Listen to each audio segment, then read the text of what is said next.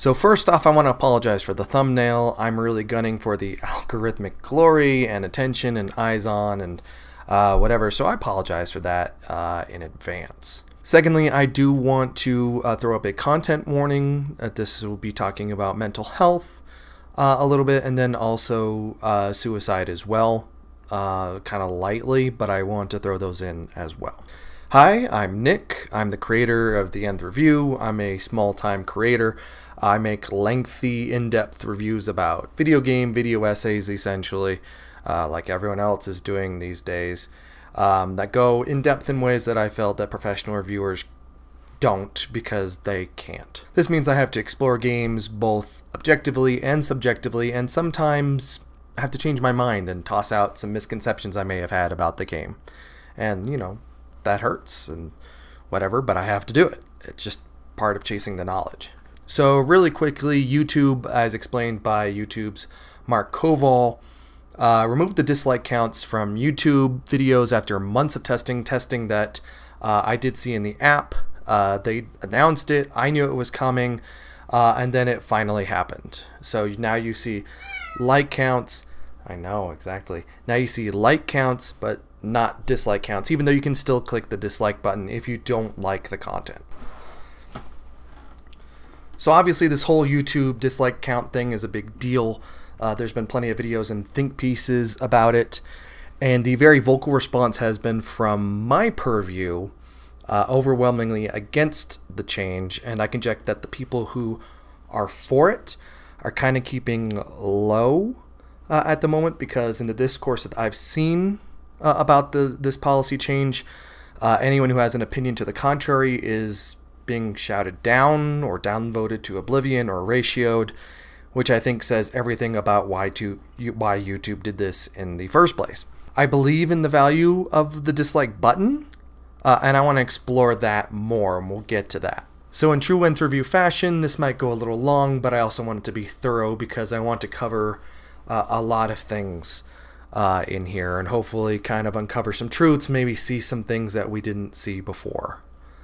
Because like I said, this has been kind of overwhelmingly one-sided, and I really don't think that's a fair evaluation. Okay, so who wins and who loses in this thing? And I've been able to discern, I guess, 6 groups that I think are involved. You have YouTube, you have the massive corporations, you have the big YouTubers, and big YouTubers, I mean like YouTubers with a lot of subscribers, people who are doing this full time, they have teams, they're able to pursue their passions and so forth. The big YouTubers who have the support. Then you have the small YouTubers. You have the nefarious YouTubers, the scammers and such like. And then you have the YouTube viewers. And I believe that the YouTube viewers are honestly probably the most vocal group against this change. And it's understandable. Viewers are against it because they're losing a control that they really enjoyed. I mean, I'm a viewer too. That allows them to evaluate a video very quickly, and now they don't have that. And there's a variety of reasons why, and we'll get to those as well. YouTube says it's protecting small YouTubers from harassment. The way they make it sound and the way that everyone's been repeating it as sounds like there's like roving wasteland bands of downvoters and dislikers and mobs and stuff like that. They're going to all these small YouTube channels and disliking them. And I think it's a lot more nuanced and subtle than that. But that's kind of their argument. We're going to explore that a little deeper. But honestly, as a YouTube creator, I think we all understand that our fates are tethered to YouTube. If YouTube dies, then at least the big YouTubers who aren't really popular on Nebula, they're going to have to actually go back and get real jobs. Now, when it comes to YouTube, there are absolutely valid concerns about how they recommend things, how their algorithms have polarized and inspire polarized responses. And that said, I think they're doing a better job of deplatforming disinformation campaigns and hate and that stuff, bad actors, better than Twitter or Facebook are. And then there's the argument that YouTube is using this to whitewash out negative comments so people stay on videos longer so they can make more money. etc., etc. And that's something I do want to talk about a little bit later as well. So when it comes to big YouTubers, I've seen a couple of the bigger YouTubers speak out against the removal here. And to be frank, their arguments are kind of basically YouTube algorithms and massive corporations are bad and viewers good. And I think that's admirable. But honestly, big YouTubers don't really lose anything with this, really. In fact, technically, it could only be positive for them. And that's something I'll talk a little bit later, what they stand to gain from that. But these big YouTubers have tended to put YouTube's argument on a pedestal, kind of floating out in space like a bubble. And there's been a distinct lack of empathy toward up-and-coming YouTube creators. I haven't seen all of their responses. Obviously, there are a lot of people who are just commenting in other people's videos so that they don't have to make their own, especially if they have the same opinion. That makes sense. So you're going to go cry a bit. Okay, goodbye. But the reality is that no big YouTuber that I've seen is talking about the small YouTubers who are supposedly at the core of why YouTube made this change. And I think it's kind of quaint that people like Linus Tech Tips say they're going to go to YouTube and talk about it in defense for the viewers, like be the populist advocate for them. And I don't know, that just... So massive corporations. Massive corporations do not give a fuck about dislikes. They do not. I labored under the assumption for years and years that dislikes buried your content with the algorithm, and that's not so. Dislikes are a form of engagement, and YouTube just kind of takes it all. And so the reality is that all engagement, bad engagement, good engagement, all of it's good engagement.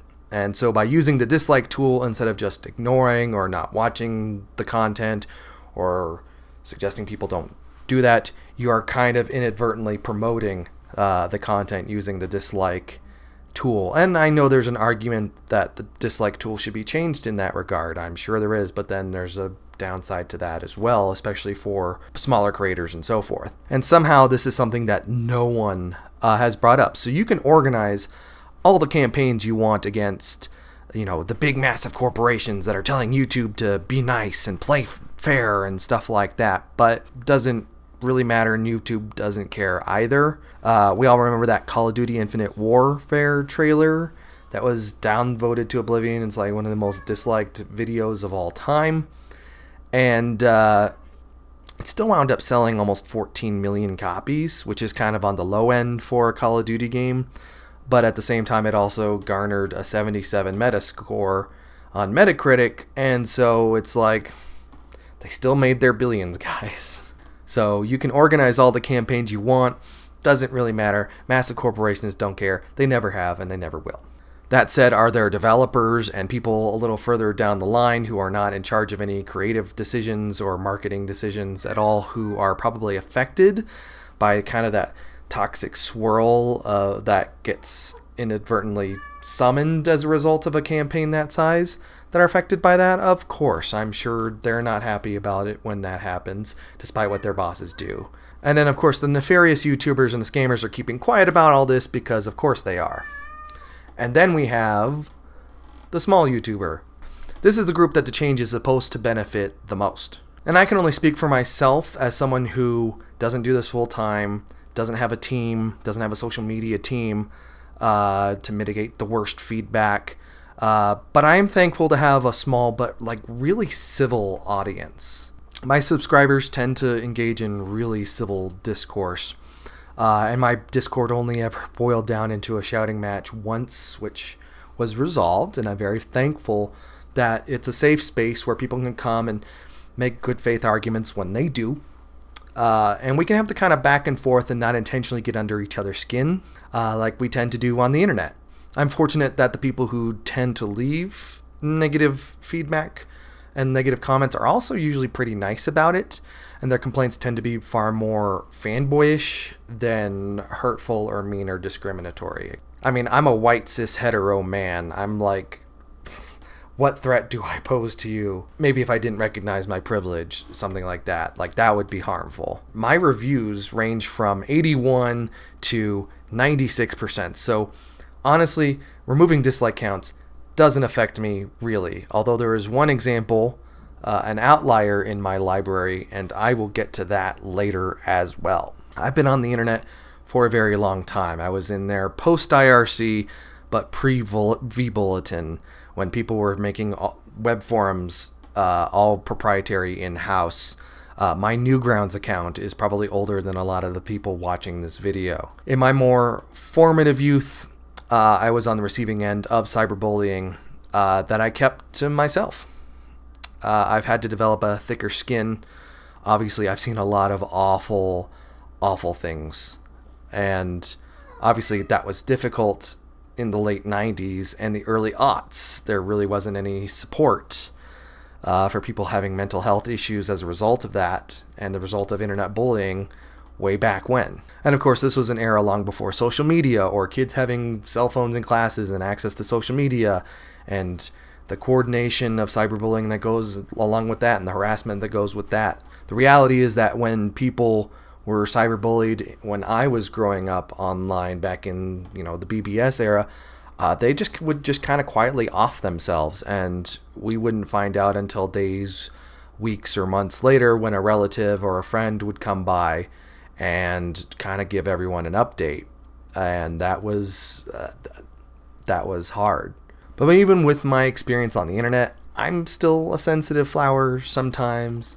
We're all special snowflakes, but sometimes comments get to me. Sometimes ratios and dislikes get to me, and that is not an argument against comments or dislikes in the slightest, not by themselves. But I mean, I've had emotional moments on stream before, here live. You can see it all if you really want to see it. At the end of the day, I'm still human. People are still human. And the thing is, even with that, I know that there are people who still get it worse than me, just because of who they are and what they talk about and what they believe, who are being bombarded by negative, toxic commentary, who suffer in silence, basically, and don't have a platform to say, help me out, please. And that's kind of what this is geared to do. The reality for small YouTubers versus big YouTubers is very different for what I feel are three big things: ratioing without explanation, sway, and resolution. Sway is what happens when you look at a YouTube like and dislike ratio and you're swayed to respond or even consume the content or even entertain the content's ideas based on where that ratio is at. If a ratio is high, there's something psychologically muting about throwing in a dislike. Likewise, if the ratio is low, you're going to be swayed to not throw in a like, even if you actually like the content or agree with its message. And of course, there are all the shades in between as well. And you see it on YouTube, Reddit, wherever, where responses can go from positive for a time, but then as a different group of like-minded people come in, it goes negative, and then sometimes it goes positive, and maybe it'll like tug of war kind of go back and forth like that. If a new comment immediately has a 0 next to it, or a dislike and then no likes, chances are you will immediately have a lower opinion about the content of that comment or video or whatever before you've even read it, before you've even seen it. There's an argument for this, and we'll come to that as well. Ratioing without explanation is when casually over time your content accumulates dislikes without context. As a new creator, as a small creator, especially when they're just trying to learn the ropes and their content doesn't fit what are considered traditional content buckets like movie review or tech review or game review, people will just dislike it and move along without providing any useful feedback about why the video isn't working or what needs work in the video to make it better. And really, this is, it starts as discouraging and just gets worse from there. New creators don't benefit from dislikes alone, but because of how easy it is to do and how much work it is to justify giving more helpful feedback, dislikes are kind of just basically how it goes. Now, obviously, no one has an obligation to put out like a 5-page review or report on the video about how someone can improve their content, but just leaving a dislike doesn't tell a creator, especially a small one, what they're doing wrong. And then you combine this with the idea of sway, that people see this new video from a new YouTuber with a single or double-digit subscriber count, you encourage a very subtle kind of dogpiling. Multiply this across a bunch of content, a number of videos, and it can be very discouraging to work on this platform when you don't know what you're doing wrong and no one's speaking out to help or provide guidance. They're just pumping and dumping. We work and communicate on an internet where we downvote stuff we disagree with, not because of its content, not because of its function. There's technically no right way or wrong way to use the dislike function, but I don't think I need to elaborate on how like versus dislike or black versus white or up or down vote, that kind of mentality stokes polarization and toxicity and unfair toxicity. And that's something that I think people understand has become absolutely worse in the past few years in the wake of not needing rationale anymore or facts to make arguments. We just need to be really fucking mean to people to prove to them that they're wrong. And that's the only thing. Just be really mean to people. That'll show them. That'll show them. But these are the more subtle and kind of malignant ways that dislike sabotage small YouTubers. The real people who hurt are people in vulnerable groups. And I don't know if you know this, but people on the internet can be truly awful. They can be more awful to people who are traditionally discriminated. YouTube's Mark Koval pointed out that the people who are shouting out the loudest about removing the dislike counts tend to be white men, while the people who are left behind by having visible dislike counts are typically minorities. No surprise. But Nick, you haven't explained why dislike counts are fundamentally so bad. Why can't we just keep them? And the reason why they're bad is because the sway isn't exclusive to liking and disliking. It bleeds over into the comments. It bleeds over into the DMs. It bleeds over into the other platforms, to other places on social media. When 10 likes and 1 dislike becomes 10 and 5, becomes 12 and 20, because a different group got attracted to your video, it becomes bigger than a matter of numbers. It literally becomes people becoming meaner and crueler. You will have a more visceral reaction to someone who's 1 in 20 versus someone who's 20 in 1. And sometimes that can come down to your race, to your political beliefs, to your religion. And that is what YouTube is trying to mitigate, that toxicity.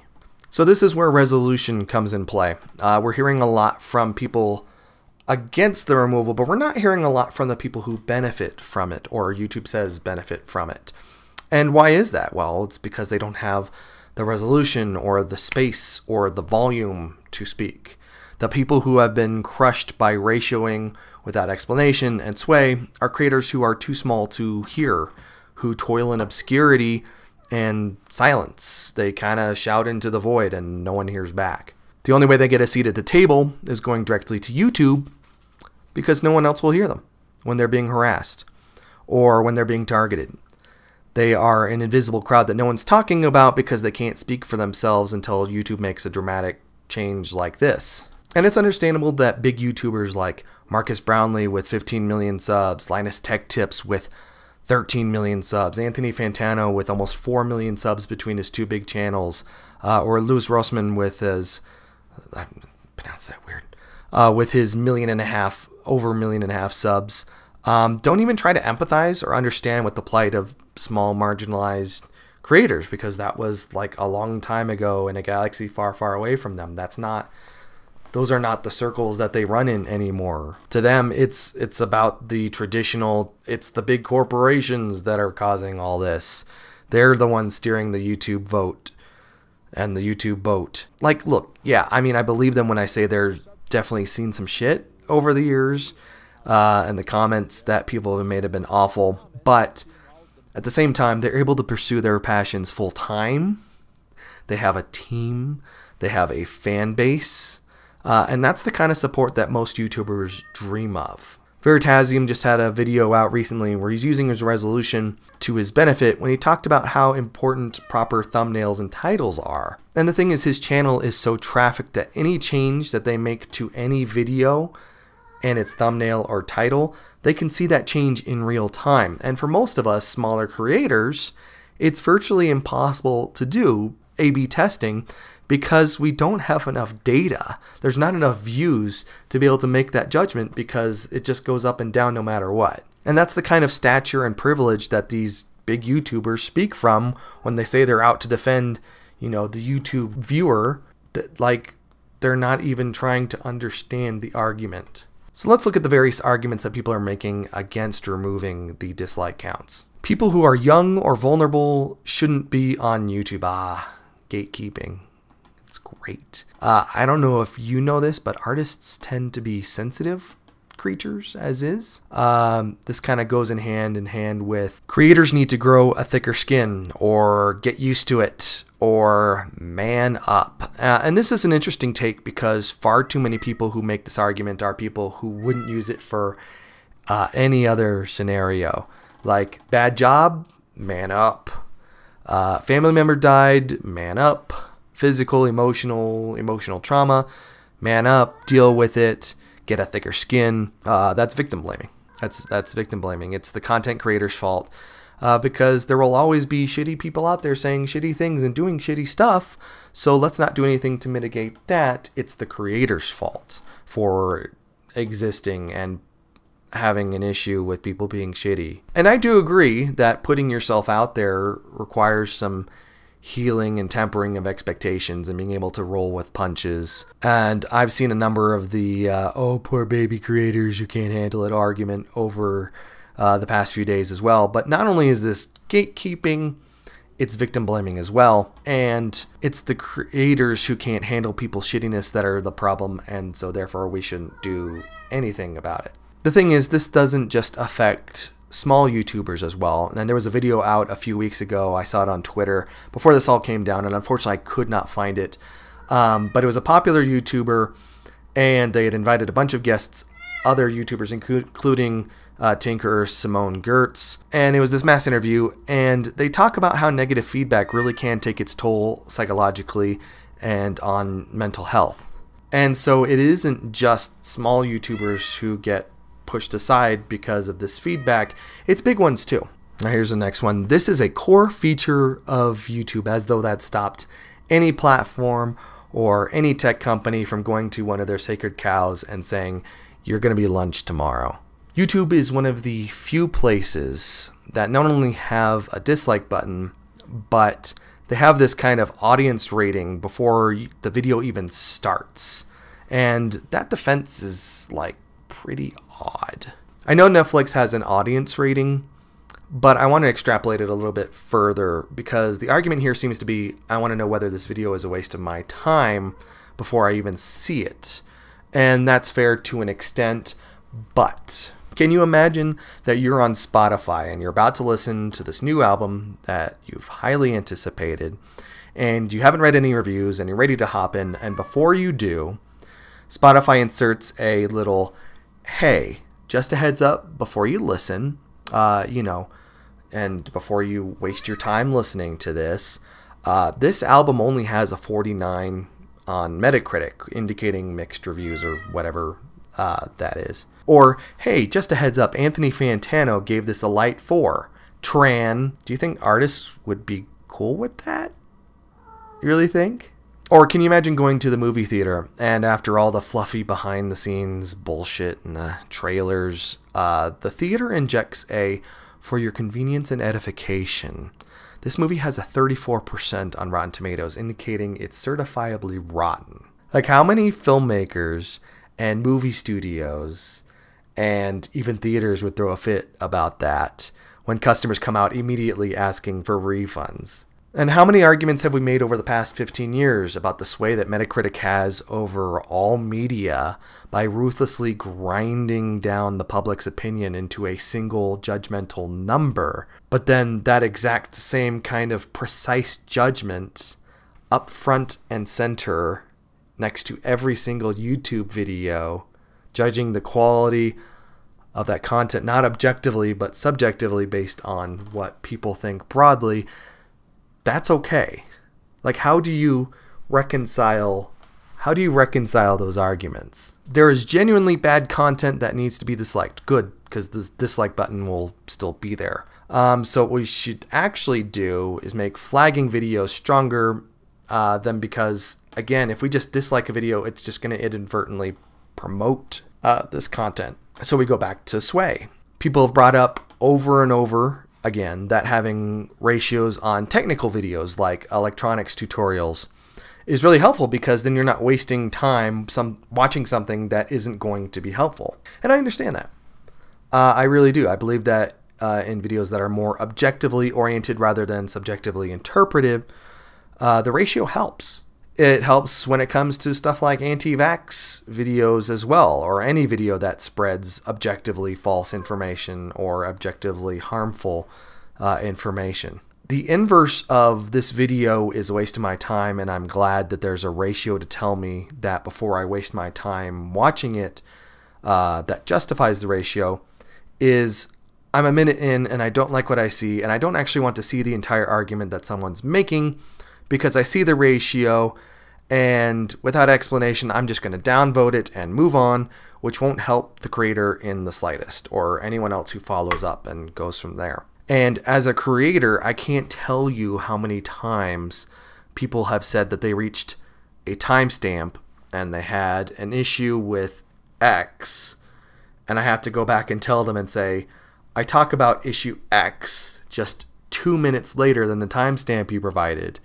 Like, all you had to do was just watch a little bit more of the video, but they would just comment and dislike and move on. And dislikes correlate with that. People can already hide their like-dislike ratio. Why does everyone need to lose it too? This is one of those rising tide raises all boats kind of thing. So that judgmental video from earlier, the problematic one. Last summer, I was unemployed, COVID and everything, big mess.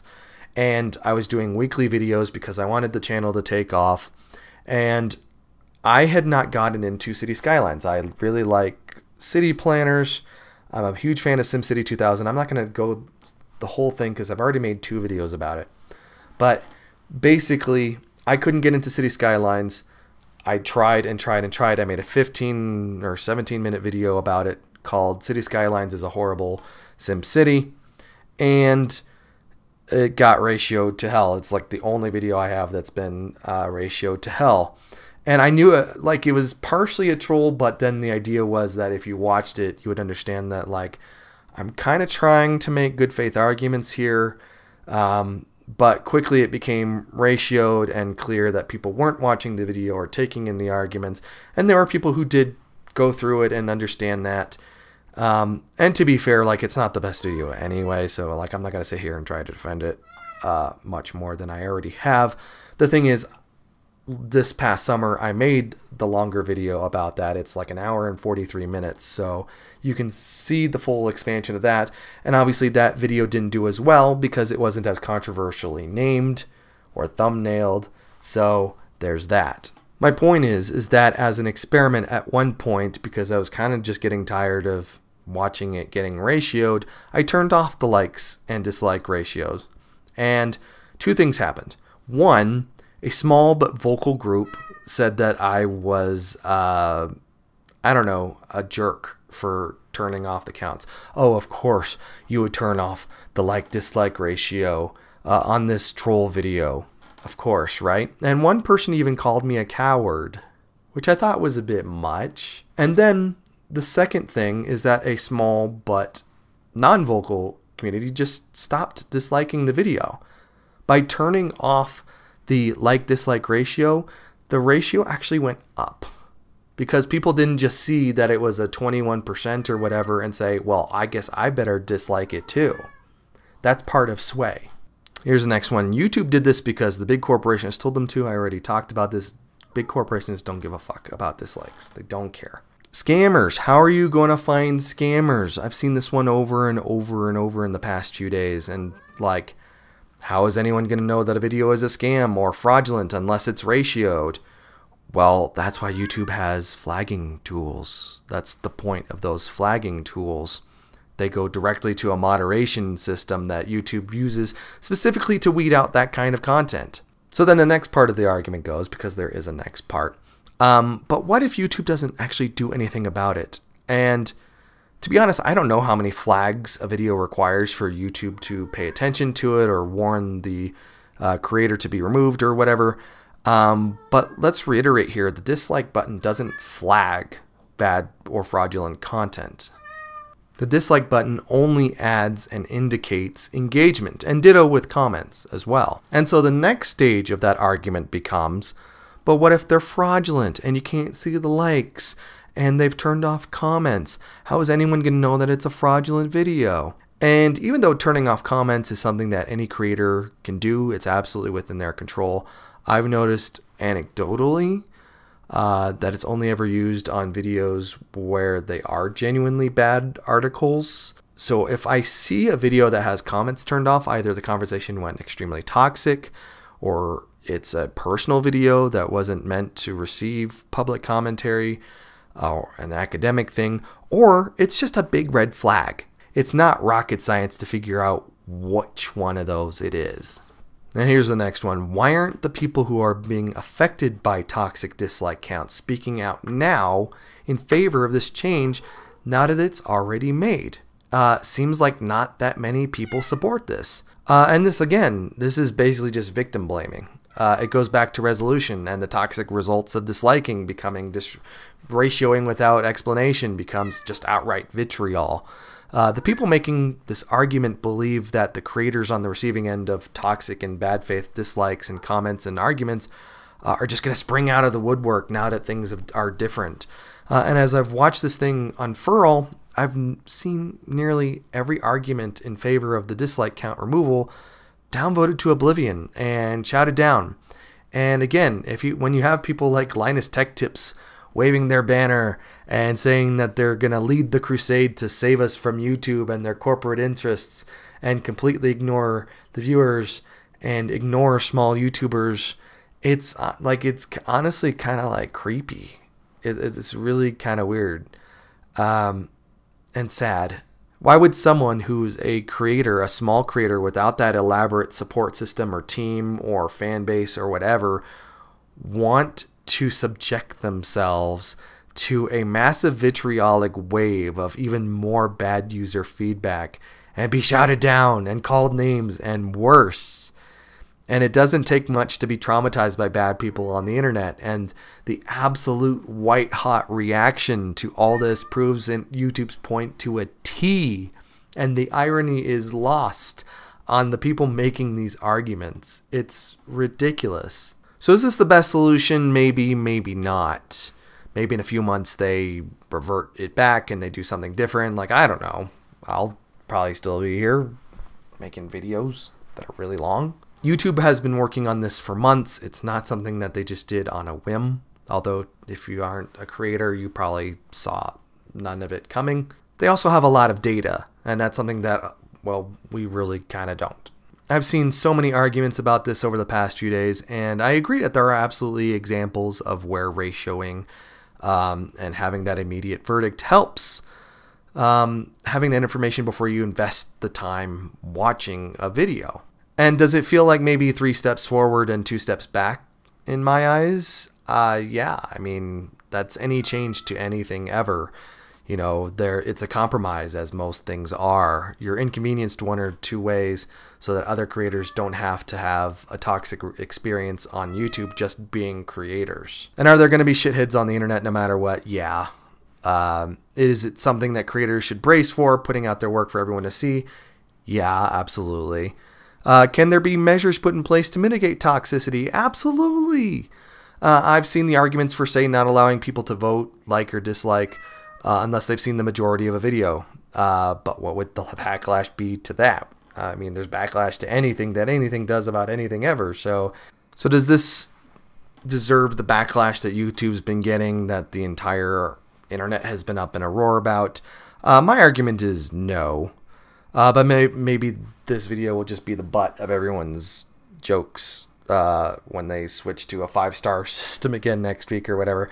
And no, I don't think it's ironic that YouTube didn't immediately backpedal based on reactions, because sometimes you have to make changes that people don't like that are ultimately better for everyone. You know, this isn't like the iPhone removing the headphone jack so they can sell you proprietary adapters and earbuds. This is about YouTube trying to make their platform a better place for everyone. The one argument against this whole thing that no one is saying at all, no one's even brought it up, is the effect that Sway will have on likes. Sway can produce dislikes, of course, absolutely, but if you only show the like counts, you're kind of priming the audience to vote positively for a video that may not deserve it, like, you know, from those massive corporations. And again, massive corporations don't care. We're arguing for smaller creators. So if someone wants to explain at length about how toxic and awful and demeaning it would be for small YouTubers to gain rafts of positive likes, be my guest. Anyway, that's all I have. I need to sleep. Thank you for watching, if this made any sense. And if you've made it this far, and I'm not tweaking the like or dislike settings on here, so if maybe it'll be downvoted to Oblivion and you'll see it, and maybe it'll be downvoted to Oblivion and you won't see it, but hopefully you'll watch the whole thing before rendering a verdict, and then liking and subscribing and leaving a comment. And